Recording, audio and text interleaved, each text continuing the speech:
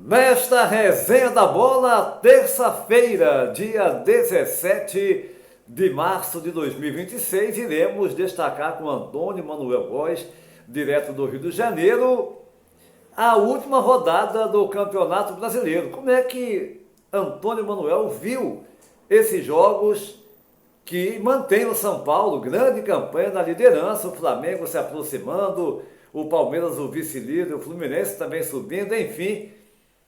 Ele vai analisar tudo isso já já para vocês. Como o Fernando César vai falar também do Curitiba e do Atlético Paranaense. As equipes do Paraná, sobretudo o Coxa, que vem muito bem, é o sexto colocado no campeonato. E Robinson Lessa e o Neymar, que não foi convocado pelo técnico Ancelotti para essa data FIFA que vem agora.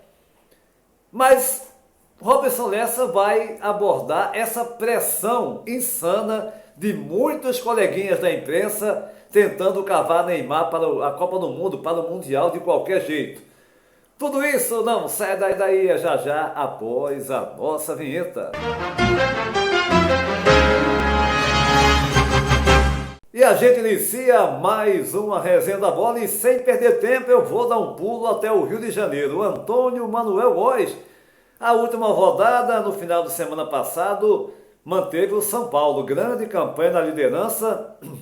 O Flamengo também, o Leonardo Jardim se aproximando. O Palmeiras vice-líder, Fluminense bem colocado.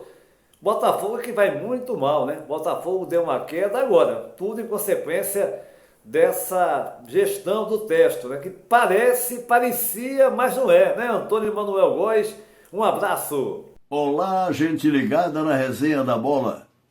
Afora a derrota do Botafogo para o Flamengo 3-0 último sábado no Engenhão, a sexta rodada do Brasileirão Série A teve bons resultados para o futebol do Rio de Janeiro. O Fluminense, embora sem bom desempenho, passou pelo Atlético Paranaense por 3-2 no Maracanã. No segundo jogo, sob o comando de Renato Gaúcho, que estreou na quinta rodada com 2-1 sobre o Palmeiras em São Januário, o Vasco da Gama só cedeu o empate de 3-3 ao Cruzeiro nos acréscimos, último domingo no Mineirão. Resultado que precipitou a demissão de Tite, treinador dos Azuis de BH. Sob a direção técnica do português Leonardo Jardim, substituto do demitido Felipe Luiz, o Flamengo, após o título do Campeonato Carioca contra o Fluminense, emplacou 2 vitórias pelo Brasileirão, já que no meio da semana passada fizera 2-0 no mesmo Cruzeiro, sinalizando a perspectiva de disputa no topo da tabela dos pontos corridos.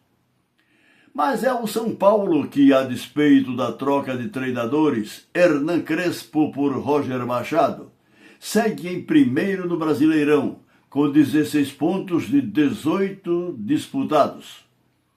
O Palmeiras de Abel Ferreira, segundo com 13 pontos, fez 1-0 no Mirassol, que mereceu, pelo menos, cá para nós, um empate diante de mais uma atuação modorrenta do Verdão. Com Neymar bem abaixo das expectativas que o habilitem ao sonhado retorno à seleção brasileira, cada vez mais improvável, o Santos empatou em 1-1 com o Corinthians na Vila Belmiro. Já o Internacional do uruguaio Pesolano vive a sina de jogar como nunca e perder como sempre, por enquanto na lanterna. E o Grêmio de Luiz Castro ainda sem convencer no Brasileirão, depois de se garantir como o maior vencedor da história do Gauchão.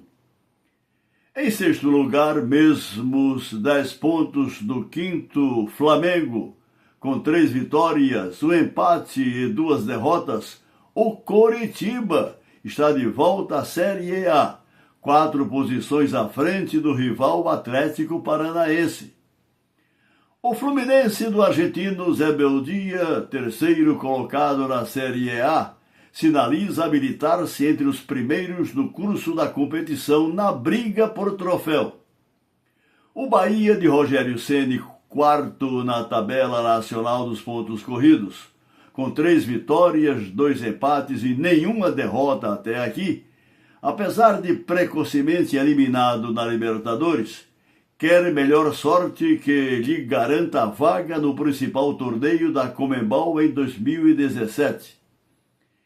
Em meio a esses números iniciais da temporada, a incerteza que ronda o futebol brasileiro, justamente pela anunciada implementação da CBF a partir deste 2026, do fair play financeiro, passível de inviabilizar a sobrevivência de vários dos nossos tradicionais clubes, ditos gigantes, envolvidos em crônicas administrações irresponsáveis, alguns dos quais sob o regime da SAF, que os transformou em clubes-empresas, entretanto desprovidas de idoneidade, Antônio Júnior. Pois é, Antônio Manuel Góes, e você disse bem, a SAF não significa dizer que é a redenção do clube. A gente viu o exemplo do Testor, aí no Botafogo. 2023, 2024, legal, mas e aí? Aí depois faz esse papelão que está a fazer agora no clube, né? Agindo como um caloteiro, a verdade é essa, e deixando o Botafogo nessa situação absurda. Mas agora eu vou dar um pulo até Curitiba. Fernando César, o Atlético Paranaense está bem, agora o Coxa fazendo uma bela campanha no campeonato, hein, meu caro? Olá, Júnior, olá, amigos da resenha. E foi mais uma rodada pelo Brasileirão e a gente acompanhando de pertinho o desdobramento da dupla Atletiba aqui pelo futebol paranaense. Jogando no Rio contra a equipe do Fluminense, o Atlético Paranaense até que se comportou bem, mas sentiu a ausência do jogador Zapelli, que foi expulso, e claro que isso deu uma amplitude maior para o Fluminense, que insistiu até o último minuto, quando nos acréscimos conseguiu o gol da vitória, decretando então o placar de 3-2 para a equipe carioca, enquanto que o Atlético vem obtendo um bom rendimento. O Atlético, que apostou pesado em jogadores colombianos como Viveiros, como o Teran, que inclusive ontem acabou se machucando no jogo. Fica aí a expectativa que não seja tão grave.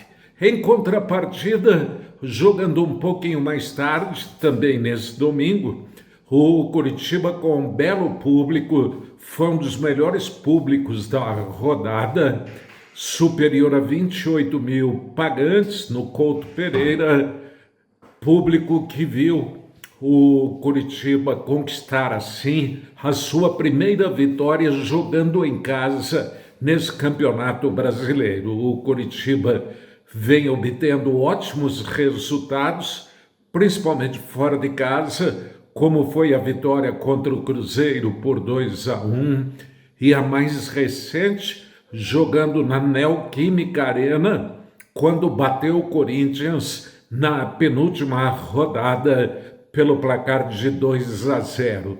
E está havendo nesse instante, a gente vem acompanhando, uma boa sintonia entre torcida, que começa a acreditar mais numa boa campanha do Curitiba nesse ano, mas de qualquer forma é muito cedo, porque tivemos apenas 6 rodadas, Júnior, e aquelas equipes com um elenco mais, digamos, encorpado, claro que vão acabar deslanchando dentro desse campeonato e buscando um melhor rendimento.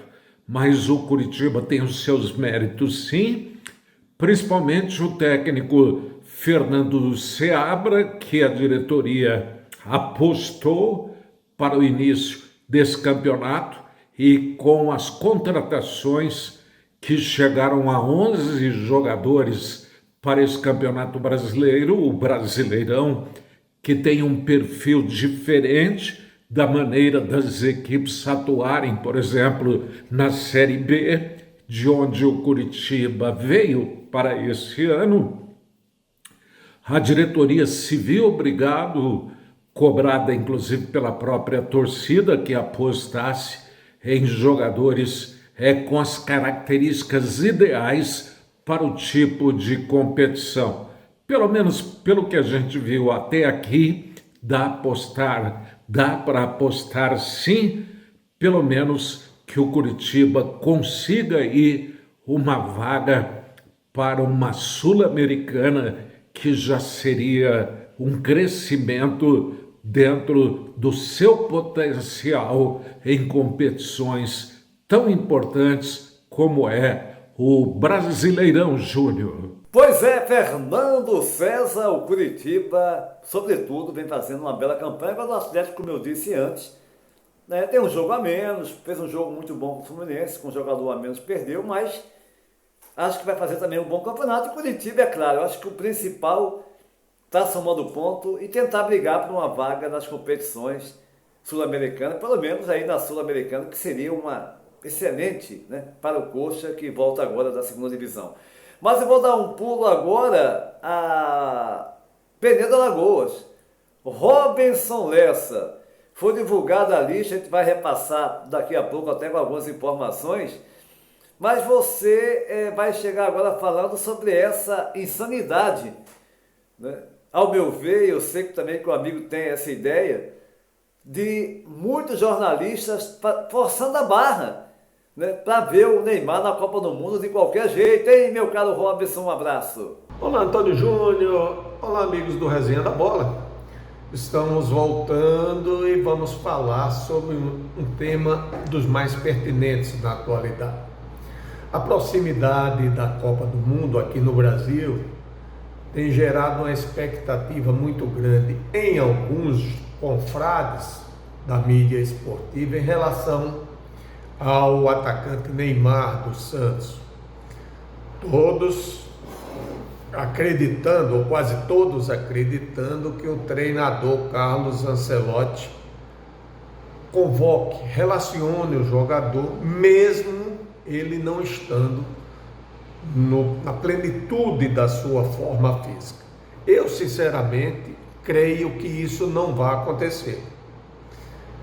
O Ancelotti já deu provas aí que realmente o Neymar precisa demonstrar que está 100% para ser chamado. Pelo menos foi assim que ele procedeu até o momento. Não é possível que na reta final, antecede a Copa do Mundo, que ele ceda às pressões que devem estar existindo nos bastidores e convoque o camisa 10 santista. Eu não acredito. Conceito meu, tá? Copa do Mundo não é lugar para levar jogador meia boca.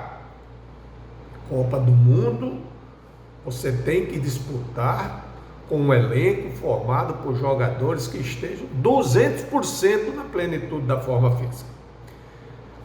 Alguns dias atrás eu vi a entrevista até do treinador Renato Portaluppi dizendo que ele era a favor de levar o Neymar, mesmo que ele estivesse 50% das suas condições. Eu também sou contrário a essa alternativa. E por quê? Vamos analisar a história das Copas, dos últimos mundiais. Vocês me mostrem um jogador que fez sucesso na Copa do Mundo, estando com 50% da sua capacidade física. Me mostrem um. Só quero um. Eu desconheço. Agora, de jogadores que foram sem condições e decepcionaram, aí eu mostro dezenas, centenas. O problema no Brasil é porque nós estamos vivendo realmente nas últimas décadas uma carência de ídolos muito grande. O Neymar, genial, foi um atleta genial, acima da média, isso é indiscutível, mas esqueceu de ser atleta. E o futebol dos dias atuais exige que assim ele proceda. Neymar é mais jovem do que Cristiano Ronaldo. Neymar é mais jovem que Lionel Messi e mesmo assim não consegue performar na plenitude desses outros dois astros. Então realmente é preciso de critério para convocá-lo ou não convocá-lo. E nisso eu acredito que o Ancelotti tenha peso, tenha moral para agir e deixar de fora. Não sucumbir às pressões as mais diversas que existem por esses colegas jornalistas carentes de ídolo na realidade do futebol brasileiro. Então, e tenho a dizer que eu sou totalmente a favor de deixar o Neymar fora da lista dos selecionados. Forte abraço e até a próxima, pessoal. Legal, Robinson Lessa, direto de Penedo da Gozo. O Neymar realmente, né, não dá, né, gente? É uma forçação de barra tremenda.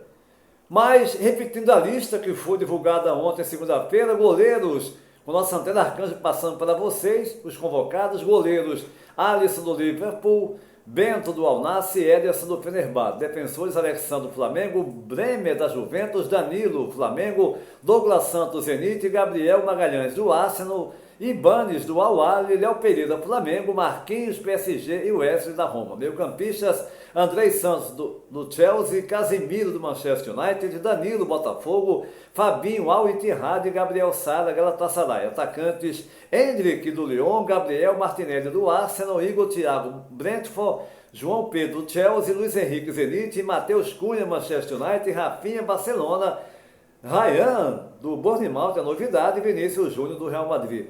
A lista aí para a próxima janela da data FIFA, né, convocada pelo Ancelotti. Essa resenha da bola vai ficando por aqui, convidando você para se inscrever no nosso canal, deixar o seu like e compartilhar os nossos vídeos em suas redes sociais. A todos um abraço e até a próxima!